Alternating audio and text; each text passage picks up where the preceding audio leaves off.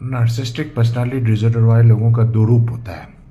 हाँ, उसको ऐसे समझाएंगे कि जो आइसबर्ग होता है, आइसबर्ग को यानी कि बर्फ़ को अगर पानी में डुबोएं तो उसका कुछ पार्ट पानी के ऊपर होता है और कुछ पार्ट पानी के नीचे नीचे होता है। तो जो नार्सिसिस्टिक पर्सनालिटी वाले लोग होते हैं उनका जो ऊपर जो दिखता है वो उसका जो पर्सनालिटी होता है वो काफ़ी चार्मिंग होता है, वो काफ़ी कॉन्फिडेंट होते हैं, वो काफ़ी एक्सट्रोवर्ट होते हैं। उसके अलावा सोशलेबल होता है, यानी कि समाज में लोगों के सामने घुलने मिलने की आदत होती है, केयरिंग होता है। उसके अंदर में ग्रैंडियोस यानी कि चीज़ों को बिल्कुल अपने आप को बड़ा दिखाने की प्रवृत्ति, उसके क्रिस्मेटिक होते हैं। ये तो ऊपर वाला चीज़ जो उसको देखते हैं और इसी को लेकर के समाज में उसका सोशल इंटरेक्शन काफ़ी अच्छा होता है। और वो जो समाज के लोगों को या फिर जो एडमिनिस्ट्रेशन में जो जुडिशरी में है या फिर क्या कहते हैं जो लॉयर्स हैं या फिर एग्जीक्यूटिव के लोग हैं या फिर जो लेजिस्लेचर के लोग हैं या फिर जो जनप्रतिनिधि हैं, वहाँ पर उनका जो ना बहुत अच्छा रिलेशन होता है। तो एक मास्क की तरह से ऊपर ये काम करता है और बाकी जो नीचे जो है उसका जो आइसबर्ग पानी के नीचे जो दबा हुआ रहता है ये बिल्कुल बहुत ही मतलब घातक चीज़ है। जैसे कि उसके अंदर में क्या होता है कि एम्पैथी नहीं होता है, यानी कि रहम नाम की कोई चीज़ नहीं है तो उसके दिल में उसको क्या होता है कि फियर ऑफ बीइंग अलोन, यानी अकेले रहने का डर लगता है। और वो क्या होता है हाईली स्ट्रेस्ड एंड एंग्री, काफ़ी स्ट्रेस कंडीशन में होता है, काफ़ी गुस्सा वाला होता है। उसके बाद ही इज़ ए इमोशनल मैनिपुलेटर, यानी कि जज्बाती तौर से चीज़ों को मैनिपुलेट करने में माहिर होता है। इनेबिलिटी टू बी वनरेबल में इनेबिलिटी होती है। उसके बाद एडिक्टेड टू सोशल अटेंशन, मतलब सामाजिक जो अटेंशन के लिए उसको एडिक्टेड होता है, लोगों से घिरा हुआ रहना। उसके बाद है emotionally fragile and hyper sensitive, काफ़ी हाइपर सेंसिटिव होता है वो और इमोशनली फ्रेजाइल होता है। Heightened sense of self entitlement.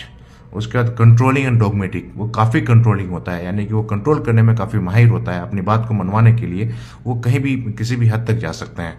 Generally control करने के लिए जो इमोशनली जो लोग होते हैं, उसकी पत्नी है, उसका बेटा है, उसकी बेटी है, उसका साला है, उसकी साली है, क्या कहते हैं, या फिर समाज के कुछ लोग, वो काफ़ी कंट्रोल करते हैं। नाती नतनी सब किसी को काफ़ी कंट्रोल करते हैं और कंट्रोल करने के लिए वो हर तरह का मतलब टेक्निक को यूज़ करते हैं।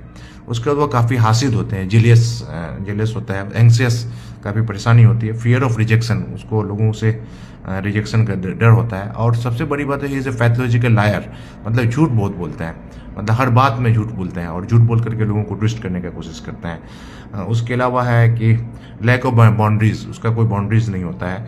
उसके अलावा डीपली रिप्रेस्ड सेम, उसके बाद perceive everything as a threat. उसके अलावा नो रिस्पॉन्सिबिलिटी, यानी कि अपनी कभी अकाउंटेबिलिटी वो लेंगे ही नहीं, मतलब दूसरे को ब्लेम करते हैं, ब्लेम करने में काफ़ी माहिर होते हैं। और क्या कहते हैं exaggerated need for attention and validation, अपने आप को अटेंशन ये करने के लिए, तो ये इस पर्सनालिटी के माहिर होते हैं। तो यही चीज़ जो है ना बहुत ही खतरनाक पर्सनालिटी है।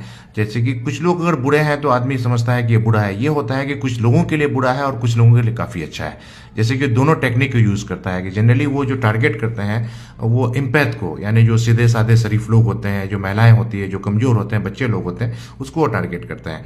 और टारगेट करने के बाद जिससे वो फ़ायदा लेना होता है, फ़ायदा लेने के बिल्कुल उसको जो है ना physical, mental, emotional, psychological, spiritual बिल्कुल वायलेट करते हैं।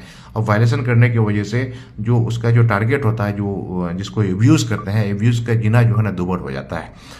तो और लेकिन सबसे बड़ी बात ये होती है कि जिस पर वो वायलेंट करते हैं, जिसको वो यातनाएं देते हैं, उनकी बात जो है ना वो समाज में नहीं जा पाती है, क्योंकि दूसरा ऊपर वाला जो उसका जो ये है उससे लोगों को, समाज के लोगों को, रिश्तेदार के लोगों को कन्विंस कर लेते हैं। यानी कि वो मास्क लगा हुए रहते हैं। उनका जो है ना 3 रूप होता है। समाज के लोगों में उसका एक अच्छा चार्मिंग वाला रूप होता है, केयरिंग वाला रूप होता है, और रिश्तेदार के लोगों में जिससे उसको फ़ायदा लेना होता है उसमें उसका अच्छा रूप होता है। तीसरा रूप जो होता है उसका विक्टिम, जो वहाँ प्ले करता है, उसको विक्टिम को उसका emotionally, physically, mentally, psychologically, spiritually उसका जो है ना बहुत ज़्यादा एक्सप्लॉइट करते हैं।